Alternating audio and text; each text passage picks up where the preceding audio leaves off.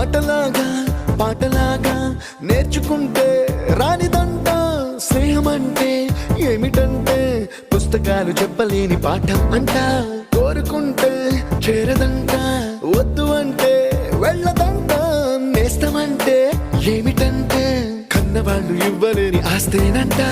ఇస్తూ నీకై ప్రాణం పంచిస్తూ తన అభిమానం నీలో ప్రతి ఒంటరి తరుణం చెరిపేస్తూ ఎన్నో వేల కథలు అరే ఇంకో కథ మొదలు छोटी छोटी छोटी छोटी छोटी छोटी बातें